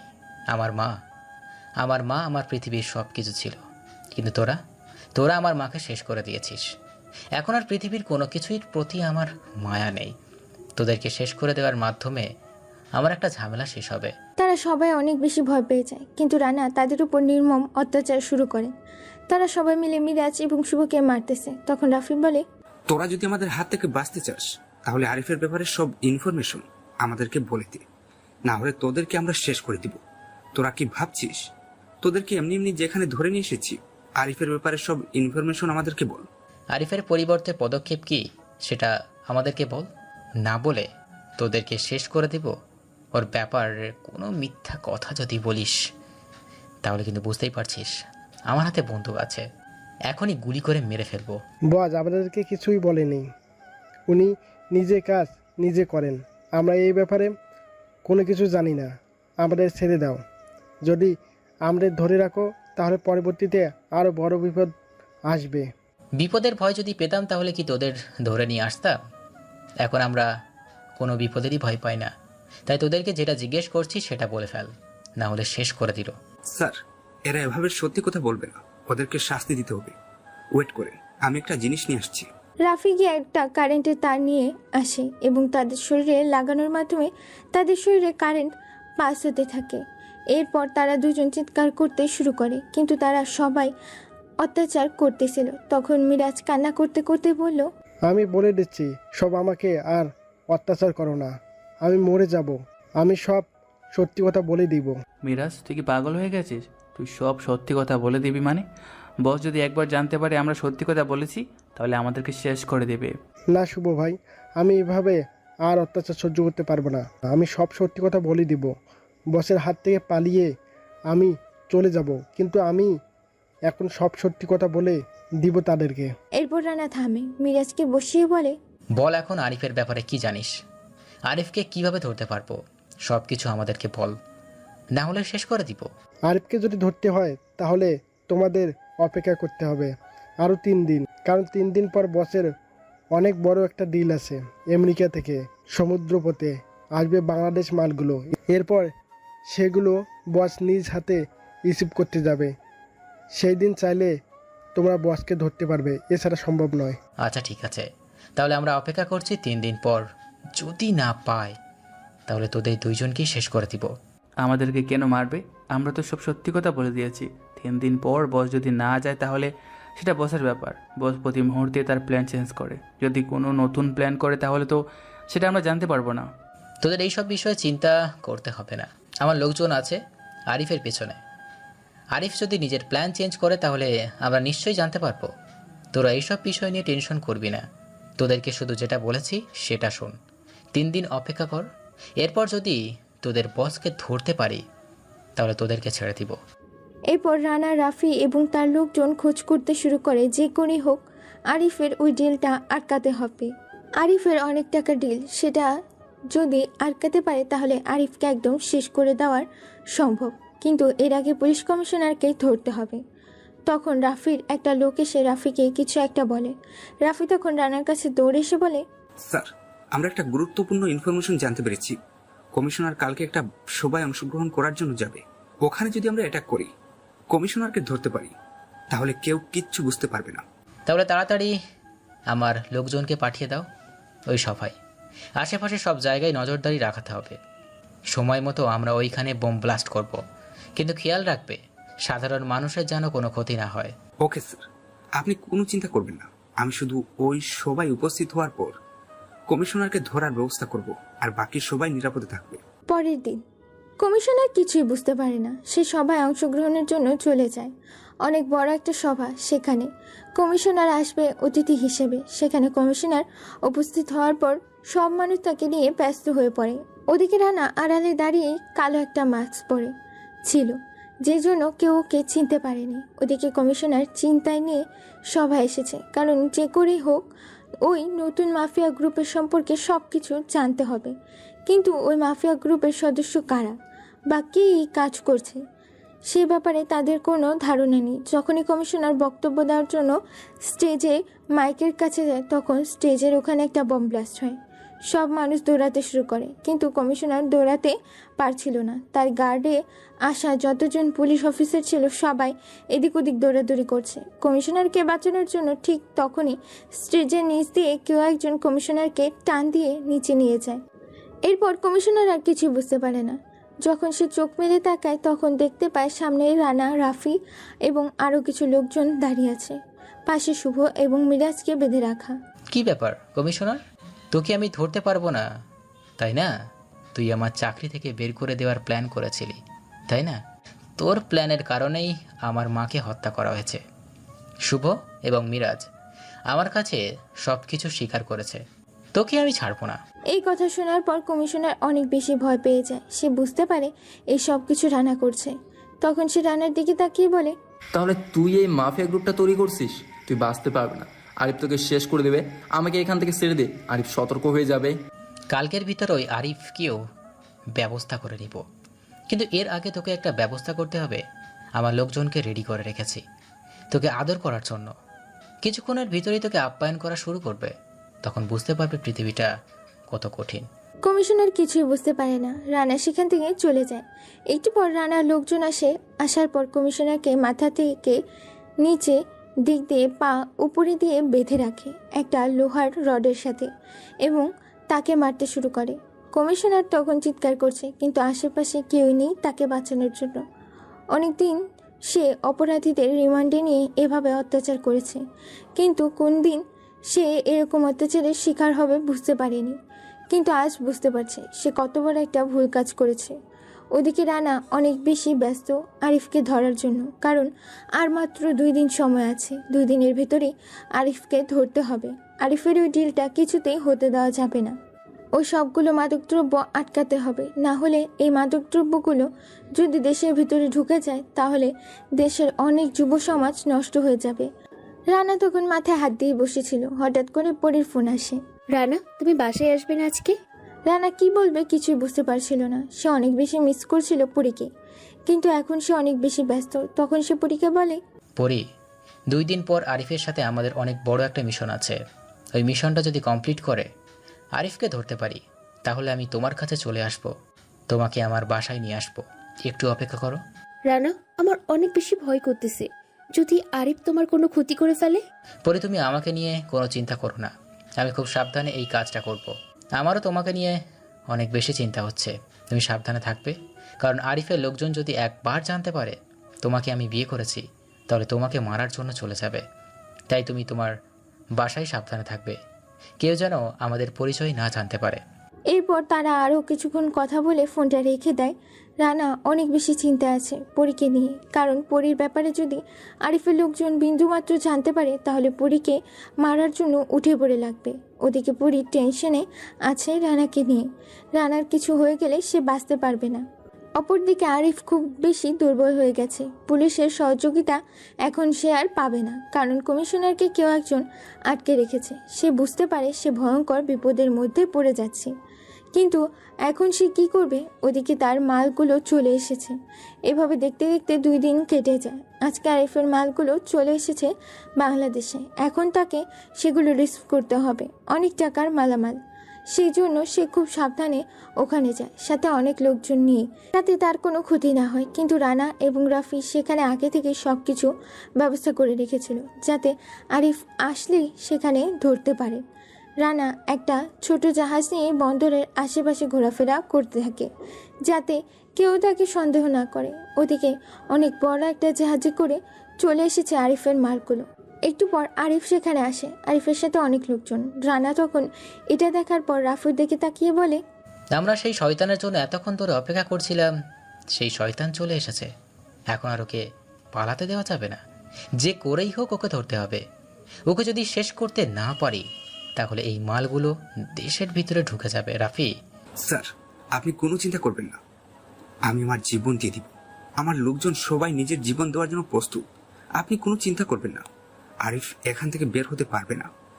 আমি চতুর্দিকে লোকজন লাগিয়ে দিচ্ছি, ও যেদিকে যাবে সেদিকেই মরতে হবে। আমি যে বোমটা তোমাকে দিয়েছিলাম সেটা কি আরিফের জাহাজের মধ্যে লাগিয়ে দিয়েছো? স্যার, আপনি কোনো চিন্তা করবেন না, মাত্র 20 মিনিট সময় আছে। 20 মিনিটের ভিতরে ওই বুকটা ফুটে যাবে, কিন্তু এর আগে আরিফকে ভয় দেখিয়ে ওই জাহাজের মধ্যে তুলতে হবে। তাহলে দাঁড়িয়ে থেকে কোনো লাভ নেই, ওই জাহাজের কাছাকাছি আছে, ওকে অ্যাটাক করতে হবে। আরিফ কিছুই বুঝতে পারে না। রানা এবং তার লোকজন সবাই মিলে আরিফের উপর আক্রমণ করে। আরিফ তখন ভয়ে জাহাজের উপর উঠে যায়, ওখান থেকে গুলি করতে শুরু করে রানার দিকে। রানা তখন আরিফের দিকে তাকিয়ে চিৎকার করে বলে, আরিফ, তুমি আজ আমার থেকে বাঁচতে পারবি না, তোকে আমি শেষ করে দিব। তুই আমার আমাকে মেরেছিস, আমার পৃথিবীতে বেঁচে থাকার সবচেয়ে বড় অবলম্বনকে তুই শেষ করেছিস, তোকে আমি ছাড়বো না। আজ তুই আমার হাত থেকে বাঁচতে পারবি না। হা হা হা হা হা। তোর মতো কত পুলিশ অফিসার আসলো আমাকে মারার জন্য, কিন্তু কেউ আমাকে মারতে পারেনি। তুই কি ভাবছিস ওই সাধারণ পুলিশ কমিশনারকে আমার 2টা লোক আটকে রেখেছিস বলে আমাকে শেষ করে দিবি? আমার কত লোকজন এখানে আছে, সবাই যদি বলে তাহলে তুই এখান থেকে বেঁচে ফিরতে পারবি না। তাহলে শুনে রাখ, আমি টাকার বিকৃত পুলিশ অফিসার নই, আমি সৎ পথে চলা একজন সাহসী পুলিশ অফিসার। আমার শক্তি হচ্ছে আমার সততা, ন্যায়পরায়ণতা। আমার শক্তি এই টাকা নয়, এই টাকা বড়ই তুই করতেছিস। তোর টাকা তোকে আজ বাঁচাতে পারবে না, তোকে আমার থেকে আজ পৃথিবীর কোনো শক্তি তোকে বাঁচাতে পারবে না। আরিফ তখন তার লোকজনকে নির্দেশ দিয়ে 2 পক্ষের মধ্যে গোলাগুলি শুরু হয়। রানা অসতর্ক অবস্থায় গুলি করতে শুরু করে। তখন পেছন থেকে আরিফ তার হাতের মধ্যে গুলি করে দেয়, সঙ্গে সঙ্গে রানার হাত থেকে বন্দুক পড়ে যায়। এটা দেখার পর রাফি এগিয়ে আসে। রাফি এগিয়ে এসে গুলি করতে শুরু করে এবং রানাকে আলাদা একটা জায়গায় নিয়ে যায়, যেখানে নিরাপদে বসাতে পারবে। কিন্তু রানার হাত থেকে অনেক বেশি রক্ত পড়ছে। এটা দেখার পর রাফি ভয় পেয়ে যায়, কিন্তু সে গুলি করে যাচ্ছে সামনের দিকে। কিছুক্ষণের মধ্যেই আরিফের যত লোকজন ছিল তার মধ্যে অর্ধেক লোককে তারা সমুদ্রের তীরে শুয়ে ফেলে। এটা দেখার পর আরিফ নাবিককে বলে, আমাদের এখানে থাকলে হবে না, বন্দর থেকে জাহাজটা দূরে নিয়ে যাও। যদি এখানে থাকি তাহলে এরা আমাদের জাহাজের মধ্যে ঢুকে যেতে পারে। আমাদের দরকার মালামাল, এদের হাতে আমি দিতে পারবো না, তাই তাড়াতাড়ি অন্যদিকে যাও। এই কথা শোনার পর জাহাজের নাবিক জাহাজটা নিয়ে দূরে যেতে শুরু করে, কিন্তু তারা জানতেও পারে না জাহাজের মধ্যে বোম ফিট করা আছে। জাহাজ বন্দর থেকে অনেকটা দূরে চলে যায়। তখন রাফি তাদের পেছন পেছন যেতে চাইলে রানা বলে, রাফি, ওয়েট করো, আমি আসতেছি। আমিও যাবো সাথে, ওর মৃত্যু আমি আমার চোখের সামনে দেখতে চাই। আপনি কি বলছেন স্যার? আপনার হাত থেকে রক্ত পড়ছে, আপনি বেশিক্ষণ যদি দাঁড়িয়ে থাকেন তাহলে আপনার মৃত্যু হতে পারে। আপনার শরীর থেকে অতিরিক্ত রক্ত চলে যাচ্ছে। রাফি, আমি যেটা বলেছি সেটা করো। তুমি জাহাজ রেডি করো, আমি ওদের পিছনে পিছনে যাব।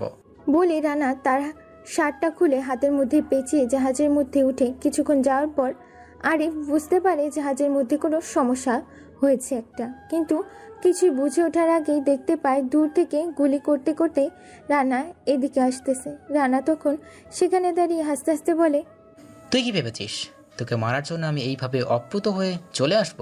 আমি জানতাম তুই জাহাজ নিয়ে পালিয়ে যাবি, সেজন্যই আগে থেকে জাহাজের ভিতরে বোম ফিট করে রেখেছি। এখন আর তুই বাঁচতে পারবি না। এই কথা শোনার পর আরিফ কান্না করতে শুরু করে। এখন সে কিভাবে বাঁচবে? তারা কিছুই বুঝে ওঠার আগেই বোমাটা ফেটে যায়। সমুদ্রের মধ্যে বিশাল একটা বিস্ফোরণ হয়ে ছিন্ন ভিন্ন হয়ে যায় আরিফের দেহ। কোথায় সেই দেহ হারিয়ে গেছে হয়তো কেউ আর কোনোদিন খুঁজে পাবে না। রানা তখন তার জাহাজ নিয়ে সমুদ্রের তীরে ফিরে আসে। রাফি তখন তাকে ধরতে যায়। হঠাৎ করেই রানা মাটিতে লুটিয়ে পড়ে। রাফি তাকে ধরে ডাক্তারের কাছে নিয়ে যায়। ডাক্তার তখন রানার চিকিৎসা করে। ওদিকে এই খবর পাওয়া মাত্রই পরি এখানে চলে এসেছে। পরি বাইরে দাঁড়িয়ে কান্না করছে। প্রায় 3 ঘন্টা পর রানার জ্ঞান আসে। তখন পরি দৌড়ে রানার কেবিনে গিয়ে জড়িয়ে ধরে কান্না করতে শুরু করে। আমি তোমাকে হারাতে পারবো না রানা। এখন তো প্রতিশোধ নেওয়া শেষ হয়েছে, ওদের সবাইকে শেষ করে দিয়েছো। এখন এই কাজটা বন্ধ করো। আমি এসব আর সহ্য করতে পারছি না। আমি তোমাকে হারাতে পারবো না। আমি তখন পরীর কান্না থেকে পরীকে শান্ত করার জন্য তাকে জড়িয়ে ধরে বললাম, আচ্ছা ঠিক আছে, আমি আর কোনোদিন এইরকম কোনো কাজ করব না। এখন তো প্লিজ কান্না বন্ধ করো। সে কান্না বন্ধ করে আমার দিকে তাকিয়ে আছে। আমি তখন তাকে বাইরে নিয়ে যাবার কথা বললাম। এরপর রাফি আসলো রুমে। আমি তখন রাফিকে জড়িয়ে ধরে বললাম, রাফি, তুমিই সেই কাজটা করেছো। সেটা যদি অসাধারণ একটা কাজ, তুমি আমার ভাইয়ের থেকে অনেক বড় একটা কাজ করেছো। আমার ভাই থাকলে আমাকে যেভাবে সহযোগিতা করতো তুমি আমার সেইভাবেই সহযোগিতা করেছো। কিন্তু আমরা এইভাবে আর চলতে পারবো না, আমাদের নিজেদের কিছু একটা করতে হবে। আমি চিন্তা করেছি এখন ব্যবসা করব, কিন্তু আমাদের এই গ্রুপটা বন্ধ করতে দেওয়া যাবে না। অন্যায় যেখানেই হবে সেখানেই যেন আমার গ্রুপ সবার আগে থাকে যেন। স্যার, আপনি কোনো চিন্তা করবেন না। আপনি যেভাবে বলবেন ঠিক সেভাবেই হবে। আপনি যখন বলেছেন তাহলে এই গ্রুপ আর বন্ধ হবে না। আমি এই গ্রুপটার নেতৃত্ব দিব। আপনি ব্যবসা শুরু করেন। সত্যি আমাদের দ্বারা এসব কাজ করা সম্ভব নয়। রাফিকে সবকিছু বুঝিয়ে দিলাম। কমিশনার মিরাজ এবং শুভকেও শেষ করে দেওয়ার কথা বললাম, কারণ তাদেরকে বাঁচিয়ে রেখে আর কোনো লাভ নেই। এরপর আমার লোকজন কমিশনার এবং শুভ, মিরাজ 3 জনকে শেষ করে দিল। আমাকে বাসায় নিয়ে যাওয়া হলো। রাতের দিকে পরীকে আমার বাসায় নিয়ে এসেছি। পরী তখন আমার বুকে শুয়ে আছে। আমি তখন পরীকে বললাম, জানো পরী, আমার আম্মু চাইতেন তার ছেলে একটু মিষ্টি বাবু হবে, তার সাথে সব সময় খেলাধুলা করবে, কিন্তু ওই জানোয়ারের বাচ্চারা আমার মাকে বাঁচতে দিল না। রানার এমন আবেগ ভরা কথা শুনে পরি কান্না করে দিয়ে জড়িয়ে ধরে বলে,